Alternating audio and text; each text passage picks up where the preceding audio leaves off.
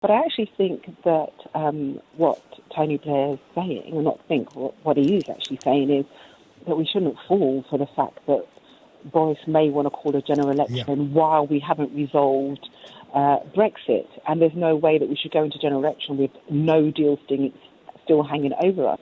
And there's one thing that all of the opposition parties have agreed, and that is we do not want a no-deal Brexit because of the damage that it will do to the country. So it's really quite vital and important that we work towards getting no deal taken off of the table and ensure that Boris has a proper plan instead of his tin pot dictatorship, which he's trying to do. But Boris is obviously, I mean, it's patently clear that Boris has problems of his own to contend with in terms of his parliamentary majority, reduced currently to 1, and that's with the help of the DUP, the sort of confidence supply arrangement they've got there.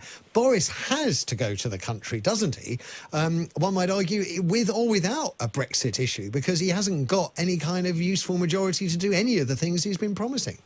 Well, that's why he has now said that he will close down Parliament. That's why Boris has now said to his own MPs that if you vote against me, you will no longer have the Conservative whip, which means that they will no longer be able to stand as a Conservative MP, which means that he's deselecting them. So this is why it's almost like he's very desperate. But that's not what we have, a democracy in our country. And the Prime Minister should be confident enough, if he's got a plan, to put that plan to Parliament, which is sovereign, and get the MPs to vote for it. And then we put it to the country to make sure the country's happy with the direction of travel. The fact that we've got a Prime Minister that's acting the way that he's acting should worry everybody. But with respect, Dawn, you see, I think he's taking the view that the country, the people, the plebiscite, have taken the view that you and many of your parliamentary colleagues are the enemies of the people, to steal the headline that was used to describe our Supreme Court judges by the Daily Mail 18 months, 2 years ago, that you're the enemies, and that what Boris is thinking is, if I deliver Brexit, the will of the people, albeit 38% of the electorate, if I deliver Brexit, they will deliver for me at the general election. So in many ways, Labour's stuffed, aren't they? Not at all. And what dangerous rhetoric it is that the Prime Minister uses. I mean, how dangerous is that? You know, the woman that threatened to kill me on the train got found pleaded guilty today in court. Good. And it's language like that the Prime Minister is delivering that is stirring up this kind of hatred. You know, but what can Labour do about it? This is the point. Is he can force through no deal, and then he can call a general election. The papers were claiming at the weekend that Labour has already started recruiting campaigners for its election campaign. Oh, we've had campaigners for our election campaign for a lot longer than the weekend. For well over 2 years. We are more than prepared for a general election. We are more than prepared, more prepared than I think the party has ever been. But the point is this, we have to be extremely responsible. And that responsibility means working with the leaders of other parties. And that's what Jeremy did when he called them into the room and said, OK, you know, let's talk about how we can work together to get no deal off of the table. Even Anna Soubry said it was a good meeting. So that shows you that it was actually a really good, productive meeting. And it's important that we work together. And it's not just the opposition parties. We've got MPs on the Tory side that have said, look, if it comes down to party or country, I'm going to put country first. If there's an election called, then we're ready for that. And we look forward to taking to the country a very ambitious programme to transform Britain for the better. Well, Tony Blair thinks it's a big risk. He feels that Labour would struggle with any election. I mean, he's used this term, it's an elephant trap, because it's tactics, it's strategy, it's a good chess game that's going on.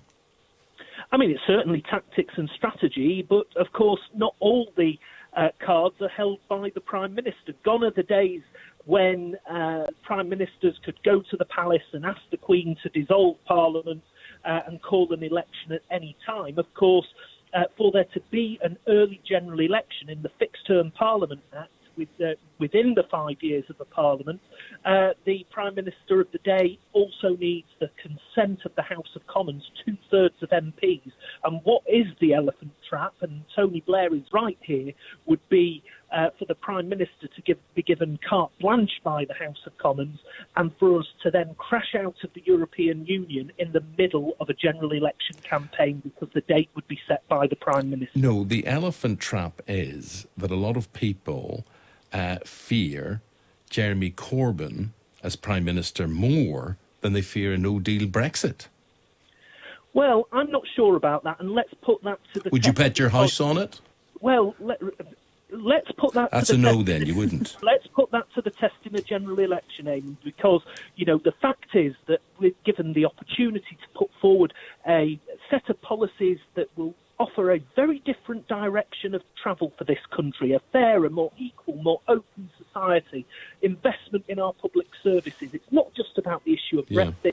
It's about the 5 years of government of this United Kingdom. And I think that given that opportunity to put forward that programme of transformation, I think we can win the arguments and the hearts and the minds of the electorate. So would you go for the election rather than a second referendum, or just to stay in there and prevent a no-deal Brexit? Well, it depends how things play out this week. I think that the first option has to be to stop a no-deal Brexit through legislation. Because, remember back in 2016 when we had the referendum campaign, it was led by Boris Johnson and Michael Gove on the Vote Leave campaign side.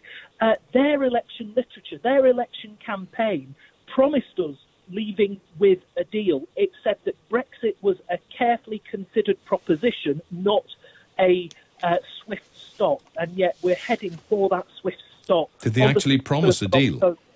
It did promise a deal. It's still there online, in their manifesto, in the Vote Leave referendum literature. It's very clear we would be leaving with a deal. Jeremy Corbyn, he says an election, if it was called, would be the democratic way forward.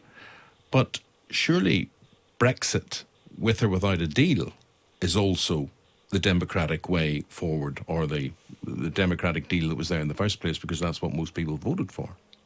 Well, democracy doesn't stand still, for a start, and what we've seen is that we've had the referendum, we've had a general election, we may well have another general election before we sort this issue out. But ultimately, democracy is about the views and the opinions of everybody. It's not just about the views and opinions of the majority of people, it's also minority views. And what is most abhorrent about the prospect of shutting Parliament down, I can't believe that a democratically elected government has proposed this, is that you're silencing the views of alternative views. That is not... Is it wrong? Is that not just winners over losers? Well, no, because democracy doesn't work like that. I don't stop being a Labour person because the Labour Party didn't win the election. I don't stop believing in my values because last time round the other lot won, and vice versa. Democracy is about a plurality of views and opinions, and you can't just drown out and shut those views and opinions up